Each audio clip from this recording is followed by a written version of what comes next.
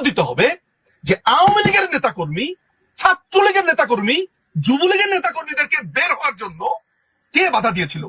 এক সম্রাট ভাই, নিখিল ভাই, নাসিম ভাই, নানক ভাই এনাফ ছিল ঢাকা শহরের জন্য, এনাফ।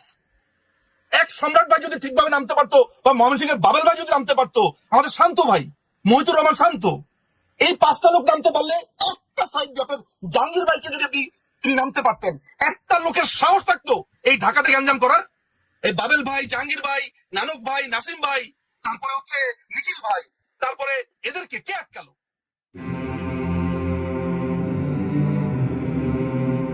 প্রশ্ন হচ্ছে যে মূলত বাংলাদেশ আওয়ামী লীগের ভেতরে কেউ কি করেছে কিনা। দেখেন, আমরা এখন এরকম যেরকম একটা স্টেটের ভেতরে আছি, সেই জায়গাতে আমার মনে হয় না বাংলাদেশ আওয়ামী লীগ এই মুহূর্তে কাউকে কনফ্রন্টেশনে আনা, কাউকে ব্লেম করা, কারণ আমরা আহত অবস্থাতে আছি, উন্ডেড। এরকম আহত অবস্থাতে প্রথমে যেটা দরকার, আমার যে ক্ষত, সেই ক্ষতের চিকিৎসা প্রয়োজন। আমি আহত হয়েছি, আমি নিজেকে আস্তে আস্তে আস্তে আস্তে করে ঠিক করবার চেষ্টা করছি। এই আহত বাংলাদেশ আওয়ামী লীগ হয়েছে নানান ভাবে, বেইমানি, বিশ্বাসঘাতকতা থেকে শুরু করে নানান ভাবে। কে কারা কিভাবে আছে সেই জায়গাতে আমি আপনাকে নিয়ে যাচ্ছি না, সেই মানুষগুলোর নামও বলছি না। অনেকের নামই আপনি বলছেন, অনেকের রেফারেন্সে আপনার কথা বলছেন, তো হয়তো বা অনেকের ব্যাপারেই সামনে প্রশ্ন আসবে। এখন যারা মিডিয়াতে অনেক রকমের রেফারেন্স দিচ্ছেন, সেগুলো সামনে আসবে, এখন না। আমি আপনাকে কয়েকটা ডট মেলাতে বলি, একটু ঠান্ডা মাথাতে আজকের এই কথাগুলো একটু শুনবেন, এটা গুরুত্বপূর্ণ।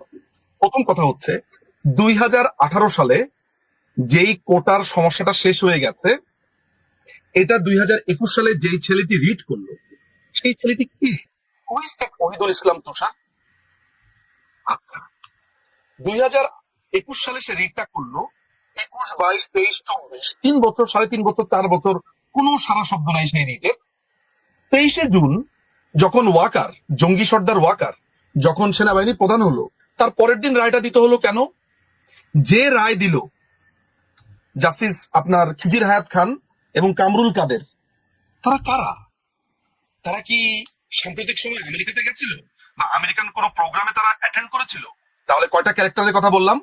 ওহিদুল ইসলাম তুষার, সে রিড করেছে। কেন করেছে রিডটা? সে জানে যে সরকার নিজে পরিপত্র জারি করেছে। সরকারের একটা পলিসিকে চ্যালেঞ্জ করতে পারে কারা? 1 নাম্বার।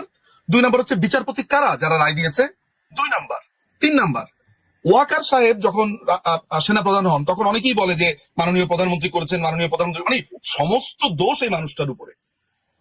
মানে মনে হয় যে রাষ্ট্র কাঠামো হচ্ছে উনার কথাতে, মানে উনাকে এক নায়ক বানিয়ে দেওয়া হচ্ছে, অথচ মাননীয় প্রধানমন্ত্রী কিন্তু একটা নিয়মের মধ্যে করে।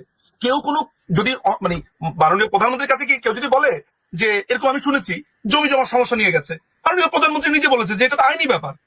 আরে এটা যদি আইনি ব্যাপার উনি এটা মনেই না করতেন, তাহলে উনার জন্য তো 3 সেকেন্ডের ব্যাপার ছিল বিচারপতিদেরকে ফোন করে বলা, এই রায় দিয়ে দাও। উনি কি বলেছেন?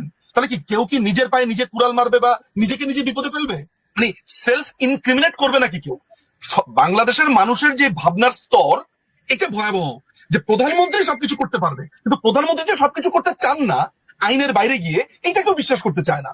তার মানে ব্যাপারটা দাঁড়াচ্ছে উনি এটা আদালতের উপরে ছেড়ে দিয়েছেন। উনি যদি আদালতের উপরে ছেড়ে না দিয়ে উনি যদি প্রভাব খাটাতেন, তাহলে একটা প্রমাণ এর মধ্যে একটু দিয়ে রাখা ভালো। 1999-এ এই মাননীয় প্রধানমন্ত্রী থাকা অবস্থাতে তার বিরুদ্ধে কন্টেম্পট অফ কোর্টের কিন্তু অভিযোগ দায়ের করেছে। তার মানে কি, উনি যদি প্রভাব খাটাতেন, তাহলে ওই লোক কোনোদিন এই পিটিশনটা দায়ের করতে পারতো? আমি প্রমাণটা করছি এই কারণে যে মাননীয় প্রধানমন্ত্রী অল দ্য টাইম আইনের প্রতি শ্রদ্ধাশীল ছিলেন। আচ্ছা, এই যে আইনের প্রতি শ্রদ্ধাশীল এত বড় আমি বয়ানটা দিলাম, কেন দিলাম? এই কারণে দিলাম যে ওয়াকার যখন 23শে জুন তিনি আপনার সেনা প্রধান হয়, নাকি ডিজিএফআই এর রিপোর্ট আছে, নাকি এনএসআই এর রিপোর্ট আছে, বিভিন্ন গোয়েন্দা সংস্থার রিপোর্ট আছে, এগুলো কি আমরা বিবেচনা করেছি? তাহলে এই ওয়াকারকে একেবারে এমন একটা পজিশনে কারা আনলো রিপোর্ট দিয়ে যে সে হচ্ছে সবচেয়ে যোগ্য? আমাদের মনে হয় এইটাও ভাবার দরকার আছে। আচ্ছা, ফলে মাননীয় প্রধানমন্ত্রীর উপরে দায় চাপানোর কোনো কারণ নেই। একটা কি দায় চাপানো হয়? উনার হচ্ছে কি, উনার কাজিনের হাজবেন্ড। মানে এটা তো খুবই সহজ। আপনি আমাকে একটা ঘুষি দিবেন, ঘুষি দেওয়ার জন্য আপনাকে একটা পয়েন্ট লাগবে না? এই নিজুম ভাইয়ের মতো দেখতে ওই লোকটা, তার মানে ওর কাজিন মনে হয়, দিয়ে একটা ঘুষি। ব্যাপারটা ওইরকম। আসলে ব্যাপারটা ওইরকম না। এখন আপনাকে তাহলে কি বললাম, কারা রিড করলো? সেই ওহিদুল আলম তুষার কে? তার ব্যাংক অ্যাকাউন্ট কি চেক করা হয়েছে? সে কেন রিড করা হলো? 3 বছর পরে এই রিডটা ঠিক 24শে জুন কেন আদালতে উঠলো? এটা কি আমরা চেক করেছি? এই কামরুল কাদের, খিজির হায়াত, এই হাইকোর্টের 2 বিচারপতি কারা? এদের আমেরিকান কানেকশন কি আছে? আমরা কি সেটা দেখেছি? আচ্ছা, এগুলো গেল একটা। এরপর আমি আপনাকে আরেকটা, এইটার সাথে সাথে আমি আপনাকে আরেকটা ছবি দেখাই। ধরা যাক সুলতান আপা, আমি আপনাকে একটা অ্যাটাক করবো, নিজম মজুমদার, আমি আপনাকে এখন অ্যাটাক করবো, আপনি এখন স্টুডিওতে আছেন নিউ ইয়র্কে, কিন্তু কেউ যাতে কোনোভাবে না বোঝে অ্যাটাকটা আমি করেছি। আমি আরিফ জেবতিক ভাইকে করলাম কি, রাস্তার মোড়ে রাখলাম একটা অস্ত্র নিয়ে, তার সাথে আরো 4টা টিম রাখলাম। এখন আমি আপনার সাথে এমন একটা আচরণ করলাম, এমন একটা পরিস্থিতি তৈরি করলাম, আপনি ঘুরে ঘুরে আরিফ জেবতিক ভাইয়ের ওই লেনে গিয়েই দাঁড়ালেন। আরিফ জেবতিক ভাই যে আরো 4জন লোককে ঠিক করেছে, আবার বাম দিকে ঘুরে ওই লেনেই গেলেন। তার মানে আমি একটা ক্ষেত্র তৈরি করেছি এই সেনাবাহিনী এই এই লাইনে নিয়ে আসার জন্য। কারণ আওয়ামী লীগের অনেক সিনিয়র লিডাররা, নাম বলবো না, নাম বললে এখনো নাম বলার সময় আসেনি, সিনিয়র লিডাররা আপনার রাস্তাতে আওয়ামী লীগের নেতা কর্মীদেরকে নামাতে চেয়েছিল। কেন? সমাবেশের জন্য, মিছিলের জন্য। কারা এইখানে বাধা দিয়েছিল? আমাকে সেই নামগুলো জানতে হবে। আপনাকে এইটাও জানতে হবে যে আমরা সেনাবাহিনীকে কেন, যখন বিএনপি আন্দোলন করলো ইলেকশনের আগে, তখন ওরা যখন একটা সমাবেশের ডাক দেয়, আমরাও তো একটা সমাবেশের ডাক দিই। মানুষজন বললো না যে আমরা বিএনপি কে নকল করি, এই করি? কেন সেই স্ট্র্যাটেজিটা নেওয়া ছিল জানেন? যাতে তারা বসে যেতে না পারে। এটি তো ছিল আমাদের ব্যাপারটা। তাহলে একই স্ট্র্যাটেজি কেন আমরা ওই 5ই অগাস্টের আগে নিতে পারলাম না? কারণ 21 তারিখের মধ্যে ওই বৈষম্য বিরোধী ওরা নিশ্চিত হয়ে গিয়েছিল যে দে ফেইলড। এই 21 থেকে 30 তারিখ পর্যন্ত কি হয়েছিল? এই সময়টাতে ঠিক কোন কোন লোক, দরবেশ বলেন আর ফকির সন্ন্যাসী বলেন, কারা আমাদেরকে নামতে দিল না রাস্তায়? কাদের পরে দাড়ি কেটে ফেলতে হলো? কারা আমেরিকান এমবিসিতে 5 তারিখের পর পর আশ্রয় নিল? আমেরিকান এমবিসি কাদেরকে ধরে আবার ডিজিএফআই এর কাছে দিল? ডিজিএফআই আবার কাদেরকে ট্রলারে উঠিয়ে দিল? সব নাম আসবে, সবকিছু আসবে, আমরা সব জানি। আমাদের সব জানা হয়েছে খন্দকার মোশতাককে নেত্রীকে মেরে ফেলার কমপ্লিটলি ছক কষা হয়েছিল। কিন্তু আল্লাহ আছেন, আল্লাহর রহমতে বেঁচে গেছেন। নিশ্চয়ই তার কোনো একটা ইশারা আছে, তার খেলা আছে। তা না হলে উনাকে হত্যার ছকে, 2 বোনকে হত্যার ছকে বেঁচে যাবেন কেন? আচ্ছা, সেই প্রসঙ্গে এই যে আমি আপনাদেরকে পুরো স্টোরিটা এখন বললাম, স্টোরিটা মাথায় রাখবেন। তার মানে পুরো জিনিসটা হচ্ছে একদম লাইন। ইলেকশনের পর পর আপনি কি কখনো শুনেছেন? আমি শুনেছি, আরে 8 মাসের ভিতরেই সরকার শেষ, 7 মাসের ভিতরেই সরকার শেষ, ওই তারিখের ভিতরেই সরকার শেষ। শুনেন নাই? আমি শুনেছি, আমি নিজে শুনেছি কানে অনেকবার। এই যে বিএনপির ছাত্রী লেভেলের একটা কর্মীও বা জামাতের একটা ছাত্রী লেভেলের কর্মী, মানে একদম সিনিয়র লেভেল না, ছোট বাচ্চা পোলাপান, তারাও বা এই জিনিসটা পৌঁছে গেল কেন? কারণ তারা জানে সেনাপ্রধান কাদের, তারা জানে সেনাপ্রধানকে তারা ক্যাপচার করেছে।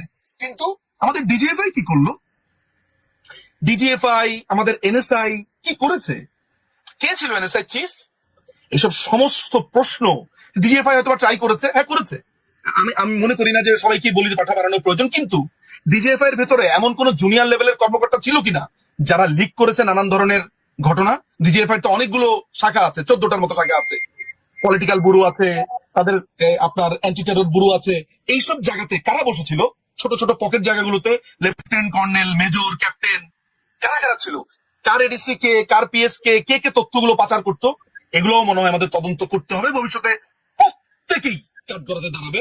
যত দরবেশ সন্ন্যাসী আছে, দরবেশ সন্ন্যাসীর আত্মীয় স্বজন, ভাগ্নি জামাই, এই জামাই সেই জামাই, সবাইকেই কাঠগড়াতে দাঁড়াতে হবে, উত্তর দিতে হবে যে আওয়ামী লীগের নেতাকর্মী, ছাত্রলীগের নেতাকর্মী, যুবলীগের নেতাকর্মীদেরকে বের হওয়ার জন্য কে বাধা দিয়েছিল? এক সম্রাট ভাই, নিখিল ভাই, নাসিম ভাই, নানক ভাই এনাফ ছিল ঢাকা শহরের জন্য, এনাফ। এক সম্রাট ভাই যদি ঠিকভাবে নামতে পারতো, বা ময়মনসিংহের বাবেল ভাই যদি নামতে পারতো, আমাদের শান্ত ভাই মহিতুর রহমান শান্ত, এই 5টা লোক নামতে পারলে, একটা সাইড আপনার জাহাঙ্গীর ভাইকে যদি আপনি তিনি নামতে পারতেন, একটা লোকের সাহস থাকতো এই ঢাকাতে গ্যাঞ্জাম করার? এই বাবেল ভাই, জাহাঙ্গীর ভাই, নানক ভাই, নাসিম ভাই, তারপরে হচ্ছে নিখিল ভাই, তারপরে এদেরকে কে আটকালো? হুইজ যাত্রাবাড়ির এমপি কে, কে তাদেরকে কাজ করেছে বলেন? নামতে পারে নাই কেন? এইসব সমস্ত প্রশ্নের জবাব দিতে হবে যে আজকে ছাত্রলীগের ছেলেরা আজকে অনাহারে কাটাচ্ছে, পালিয়ে বেড়াচ্ছে, যুবলীগের ছেলেরা আজকে কাটছে।